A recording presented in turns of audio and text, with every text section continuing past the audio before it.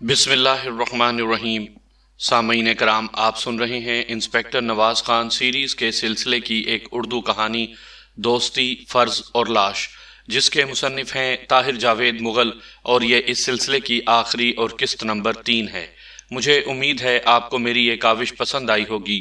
آپ نے اگر ابھی تک میرا چینل کہانی گھر سبسکرائب نہیں کیا تو ابھی میرے چینل کو سبسکرائب کر کے بیل نوٹیفیکیشن آن کر لیجئے تاکہ آنے والی ہر نئی کہانی کی اطلاع بر وقت آپ تک پہنچ سکے۔ اب رگبیر ہمیں ورکشاپ کے شمالی حصے کی طرف لے گیا۔ یہاں ایک جگہ سفید رنگ کی بے شمار چھوٹی جیپیں کھڑی تھیں۔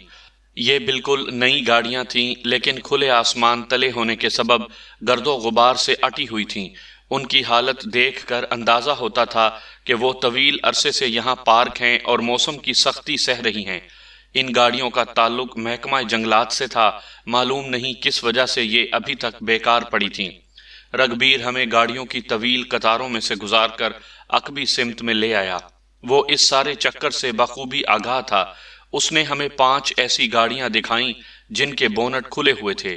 یہ گاڑیاں آج رات کے پوسٹ مارٹم کے لیے تیار تھیں۔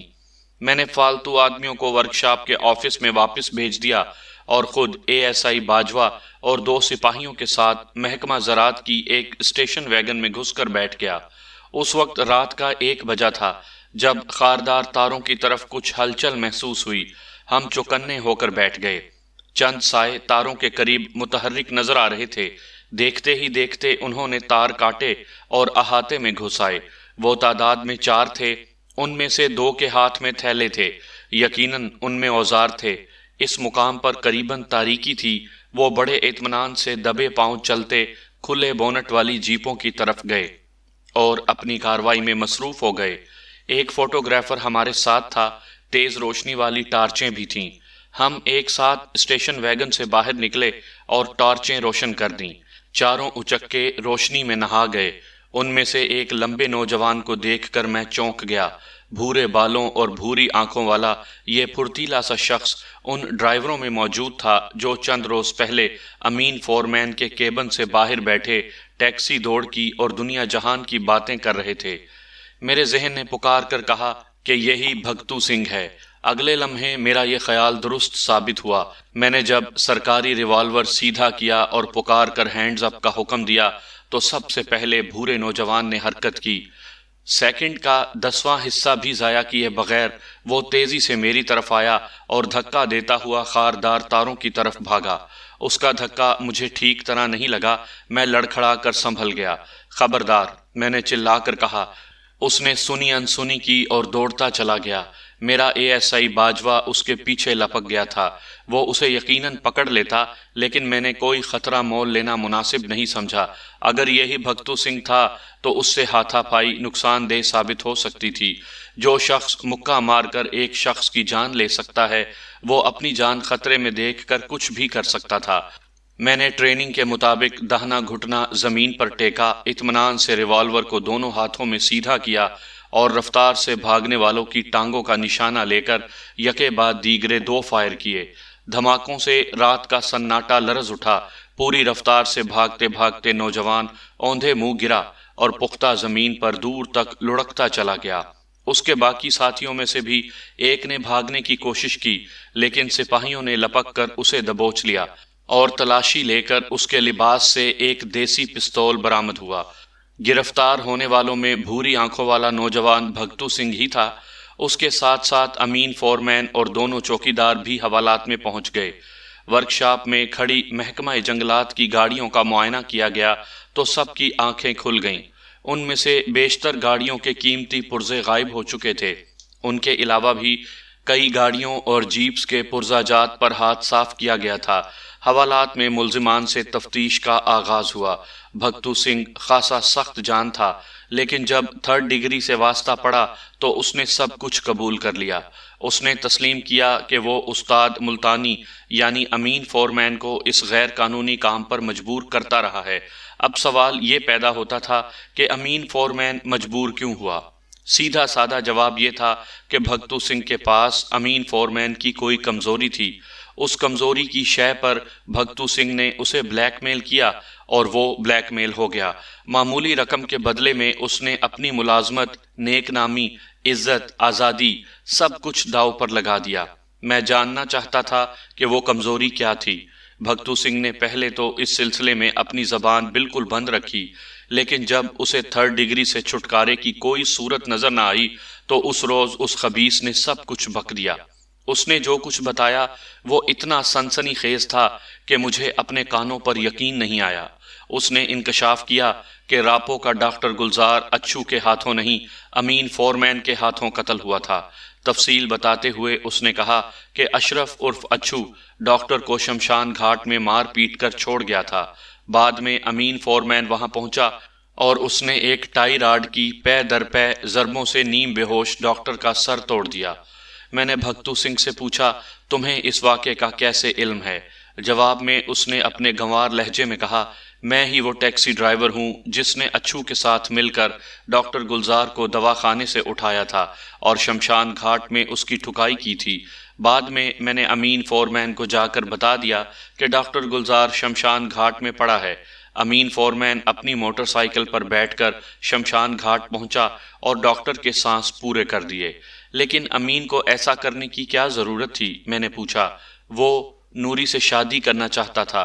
بھگتو نے ایک اور انکشاف کیا۔ میں چکرا کر رہ گیا۔ ڈاکٹر گلزار کے قتل کے ڈانڈے کہاں سے کہاں جا ملے تھے۔ میں نے بھگتو سنگھ سے 4 گھنٹے تک مغز کھپائی کی۔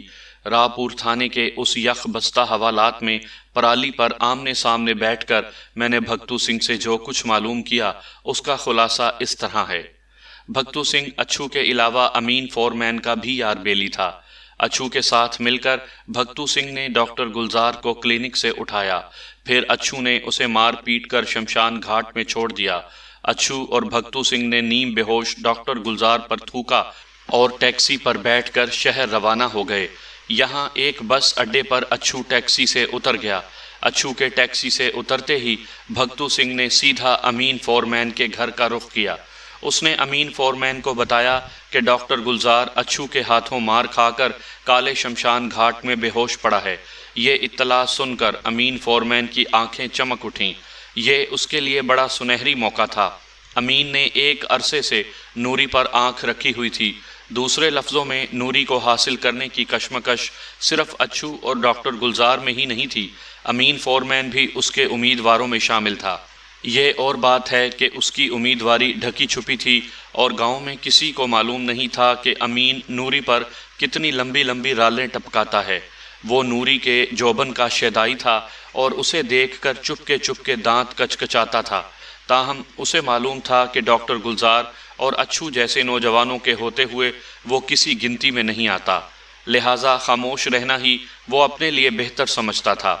اس کے وہم و گمان میں بھی نہیں تھا کہ حالات پلٹا کھائیں گے اور قدرت یوں اس پر مہربان ہو جائے گی۔ بھگتو سنگھ کی زبانی ڈاکٹر گلزار کے زخمی ہونے کی خبر سن کر امین فورمین نے فوراً شیطانی منصوبہ بنا لیا اور بھگتو سنگھ کو اپنے ساتھ شمشان گھاٹ چلنے کو کہا۔ معمولی پس و پیش کے بعد بھگتو سنگھ تیار ہو گیا۔ برستی بارش میں دونوں موٹر سائیکل پر سوار کالے شمشان گھاٹ پہنچے۔ امین کے پاس ٹائی راڈ کا ایک ٹکڑا تھا۔ موٹر سائیکل گھاٹ سے باہر ہی روک دی گئی۔ بھگتو سنگھ موٹر سائیکل کے پاس کھڑا رہا تھا جبکہ امین اندر گیا اور اس نے زخمی گلزار کا کام تمام کر ڈالا۔ واقعات کی ترتیب ایسی تھی کہ اس قتل کا الزام فوراً اچھو پر آ گیا۔ وہ جان بچا کر مفرور ہو گیا اور ڈاکٹر گلزار جوانی کی موت مر کر قبر میں اتر گیا۔ امین فورمین کی تو جیسے لاٹری نکل آئی تھی۔ نوری کے باغ جوانی تک اس کا راستہ صاف تھا۔ کسی کے خواب و خیال میں بھی نہیں تھا کہ یہ راستہ صاف کیا گیا ہے۔ نوری کے والدین جلد از جلد بیٹی کے بوجھ سے چھٹکارا چاہتے تھے۔ انہیں فوری رشتہ درکار تھا، چاہے کیسا بھی ہو۔ امین فورمین نے اپنی بات نوری کے والد مہتا تک پہنچائی اور یوں وہ پکی عمر کا کھردرا سا شخص نرم و نازک نوری کا مالک بن گیا۔ دوسری طرف مکافات کا قانون بھی حرکت میں آ چکا تھا۔ نوری کے حسن سے سیراب ہونے کی قیمت امین کو یہ چکانا پڑی کہ وہ بھگتو سنگھ کے ہاتھوں میں کھلونا بن گیا۔ بھگتو سنگھ اتنا سیدھا سادہ نہیں تھا جتنا نظر آتا تھا۔ اس خاموش طبع ڈرائیور کے اندر ایک گھاگ بدماش چھپا ہوا تھا۔ اس نے حالات کی کروٹ سے پورا فائدہ اٹھانے کا فیصلہ کر لیا۔ امین کا راز اس کی مٹھی میں تھا۔ اس نے امین کو بلیک میل کرنا شروع کر دیا۔ ایک عرصے سے اس کی نگاہ ورکشاپ میں کھڑی سرکاری گاڑیوں پر تھی۔ وہ ایک مرتبہ پہلے بھی اپنا منصوبہ امین فورمین کے سامنے پیش کر چکا تھا، لیکن اس وقت امین نے اسے سختی سے جھڑک دیا تھا۔ وہ جانتا تھا یہ اس کے لیے سراسر گھاٹے کا سودا ہے۔ بدنامی اور مصیبت کے سوا اسے اس کام میں اور کچھ نہیں ملے گا، لیکن اب اس کے لیے یہ انکار ممکن نہیں تھا۔ بھگتو سنگھ اگر اپنی زبان کھول دیتا تو وہ ڈاکٹر کے قتل کے الزام میں پھانسی کے تختے پر پہنچ سکتا تھا، لہٰذا اسے ایک ایسی راہ پر چلنا پڑا جس پر وہ ہرگز چلنا نہیں چاہتا تھا۔ امین فورمین بظاہر سیدھا سادہ سا شہری نظر آتا تھا، لیکن حوالات میں وہ بھگتو سنگھ سے بھی زیادہ ڈھیٹ اور سخت جان ثابت ہوا۔ اس نے اقبال جرم نہیں کیا، مگر اس سے کوئی فرق پڑنے والا نہیں تھا۔ اس کے خلاف زیر دفعہ 302 چالان مکمل کرنے کے لیے مجھے کافی ثبوت مل چکے تھے۔ ریمانڈ ختم ہوتے ہی میں نے بھگتو اور امین فورمین کو جوڈیشل ریمانڈ پر جیل بھیج دیا۔ خاوند کی گرفتاری کے بعد نوری امرتسر سے واپس راپور آ چکی تھی۔ اسے جیسے کسی پنجرے سے رہائی ملی تھی۔ بلال شاہ بدستور ان کے گھر آتا جاتا تھا۔ اپنی منہ بولی بہن سے اسے تمام حالات کا پتہ چلتا رہتا تھا۔ ایک روز بلال شاہ تھانے آیا تو اس کی گول مٹول آنکھوں میں کسی اہم اطلاع کی چمک تھی۔ میں نے اس کا موڈ دیکھتے ہوئے فوراً ملائی والی چائے اور برفی منگوائی۔ نہ بھی منگواتا تو آخر منگوانی تھی، اور نخروں میں جو وقت ضائع ہوتا وہ علیحدہ تھا۔ برفی اور چائے کو اپنے منہ میں مکس کرتے ہوئے بلال شاہ نے دبی آواز میں کہا، خان صاحب، کل گاؤں میں ایک بڑا اہم واقعہ ہو گیا ہے، آپ کو پتہ ہی نہیں۔ کیسا واقعہ؟ میں نے پوچھا۔ کل گاؤں میں ایک لڑکی نے خودکشی کی کوشش کی ہے، اور پتہ ہے وہ کون ہے؟ نوری۔ اس نے اپنے سوال کا خود ہی جواب دیا۔ میں حیرت کے عالم میں اس کی طرف دیکھنے لگا۔ اس نے میری حرکت دیکھ کر برفی کی 2 ڈلیاں اکٹھی منہ میں رکھ لیں اور چائے کی چھوٹی سی سرکی لے کر بولا، گھر والوں کے علاوہ کسی کو اس بات کی کانوں کان خبر نہیں۔ کل شام نوری نے نیلا تھوتھا کھا لیا تھا۔ وہ تو اس کی ماں کو بر وقت پتہ چل گیا۔ اس نے مہتے کے ہاتھ فوراً مجھے بلایا۔ ہم نے نمک کھلا کھلا کر پہلے نوری کو الٹیاں کروائیں، پھر میں سائیکل پکڑ کر ماچھی پور چلا گیا۔ وہاں رکھا نام کا ایک بڑا سیانہ حکیم ہے، اس سے دوا لے کر میں رات 12 بجے واپس آیا۔ صبح تک دوا کھلاتے رہے، اب جا کر اس کی طبیعت بحال ہوئی ہے۔ بلال شاہ کی اطلاع حیران کن تھی۔ میں نے پوچھا، تمہارے علاوہ اور کس کس کو خبر ہے؟ وہ بولا، مہتے کو، اس کی بیوی کو، نوری کی ایک بڑی بہن کو، اور نوری کی سہیلی گلابو کو۔ یہ گلابو وہی ہے جو نوری کی رخصتی پر بے ہوش ہو گئی تھی اور اسے ہسپتال لے جانا پڑا تھا۔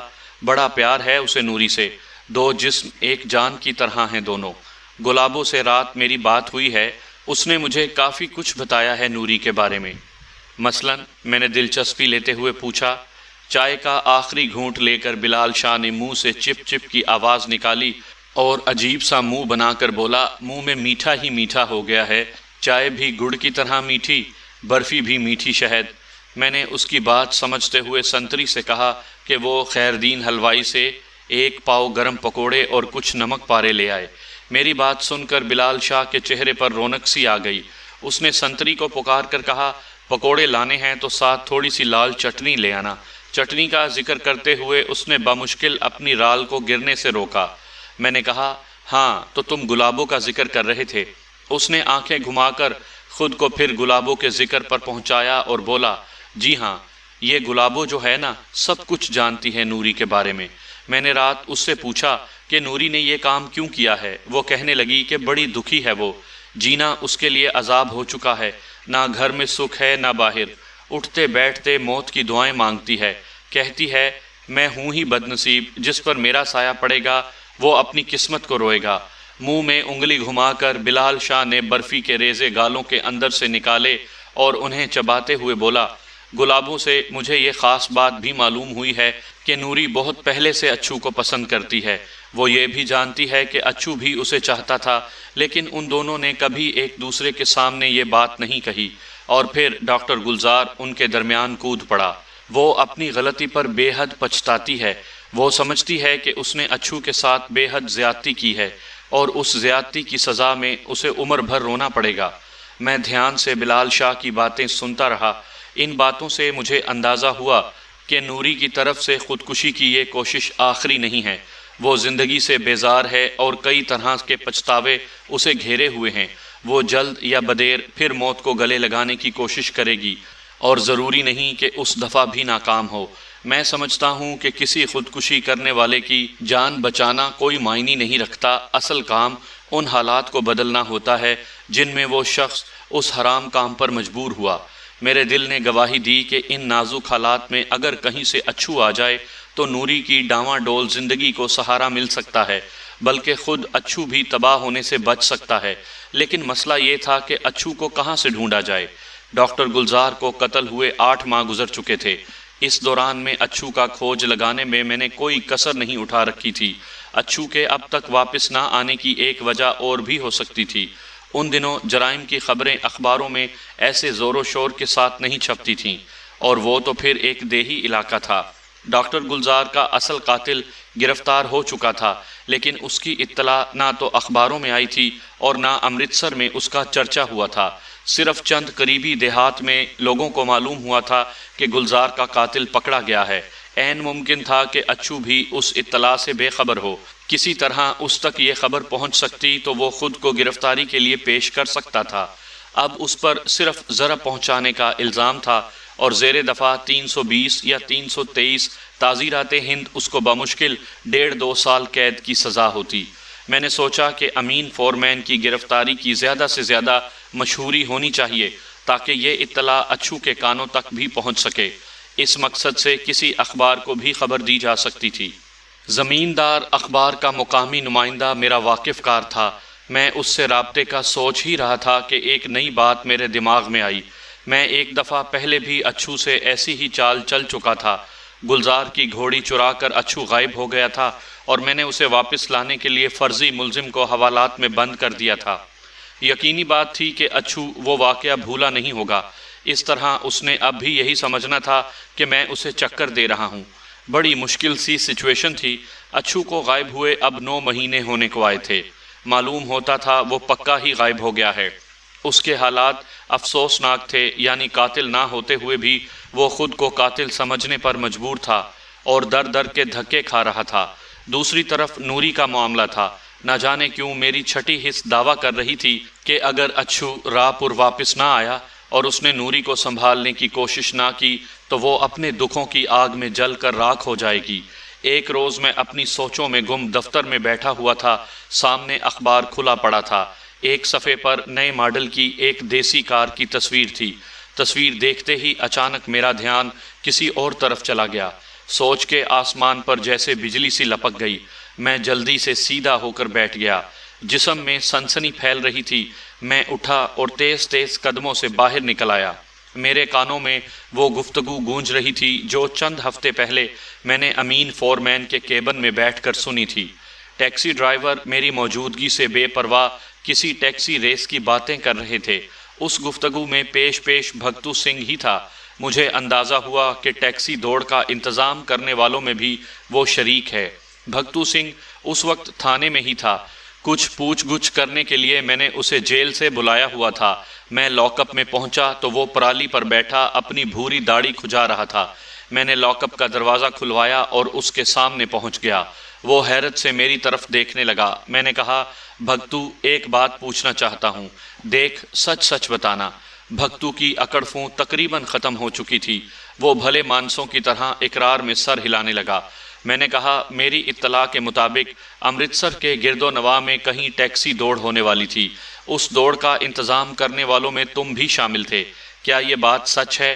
بھگتو سنگھ نے پہلے تو انکار کیا، لیکن جب میں نے زور دیا تو مان گیا۔ اس نے تسلیم کیا کہ ایک ایسی دوڑ ہونے والی ہے، لیکن کہاں اور کب ہونے والی ہے یہ اسے معلوم نہیں۔ میں جانتا تھا اسے یہ بھی معلوم ہے۔ تھوڑی سی مزید کوشش کر کے میں نے اس سے سب کچھ اگلوا لیا۔ یہ ٹیکسی دوڑ ٹھیک 1 ہفتے بعد ہونے والی تھی۔ امرتسر سے کوئی 20 میل شمال کی طرف ڈیک نالے کے ساتھ ساتھ میلوں تک غیر آباد زمین پڑی تھی، کہیں کہیں چٹیل میدان سے بنے ہوئے تھے۔ اس قسم کی دوڑیں ایسے ہی تھور زدہ میدانی علاقوں میں ہوتی تھیں۔ بھگتو سنگھ نے ایک اچا ٹبا نامی جگہ کا نام لیا اور بتایا کہ یہ دوڑ ہفتے یا اتوار کی صبح اس میدان میں ہوگی۔ بھگتو سنگھ نے یہ انکشاف بھی کیا کہ پچھلے 3 سال سے یہ دوڑ ہر سال یہاں ہوتی ہے۔ دوڑ میں حصہ لینے والی ٹیکسیاں بڑی خاموشی سے یہاں پہنچتی ہیں، انہیں درختوں کے درمیان پارک کر دیا جاتا ہے۔ ڈرائیور شراب پیتے ہیں، دنگا فساد کرتے ہیں اور رات بھر شرطیں لگتی رہتی ہیں۔ صبح 8 بجے دوڑ شروع ہوتی ہے اور 10-11 بجے تک تماشا ختم ہو جاتا ہے۔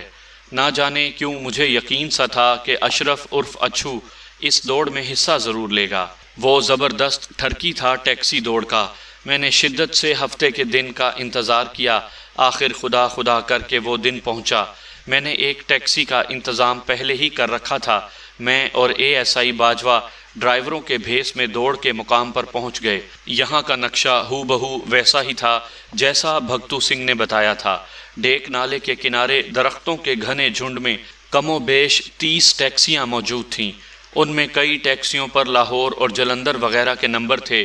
کچھ ٹیکسیاں کابلی پٹھانوں کی تھیں اور خوب سجی ہوئی تھیں۔ بیشتر ڈرائیور نشے میں دھت تھے اور چیخ چیخ کر باتیں کر رہے تھے۔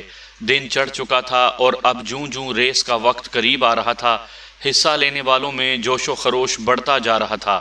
میں، بلال شاہ اور باجوہ ہر چہرے میں اچھو کا چہرہ تلاش کر رہے تھے۔ اسی چکر میں 8 بج گئے۔ ریس کا آغاز ہو گیا۔ 8-8 کی ٹکڑیوں میں قریباً 10 ریسیں ہونی تھیں۔ تمام ریسوں میں پہلے نمبر پر آنے والوں کی فائنل ریس آخر میں ہونا تھی۔ ریس جہاں سے شروع ہوتی تھی ایک طویل چکر کاٹ کر وہیں پر ختم ہوتی تھی۔ یہ اندازاً 4 میل کا چکر تھا۔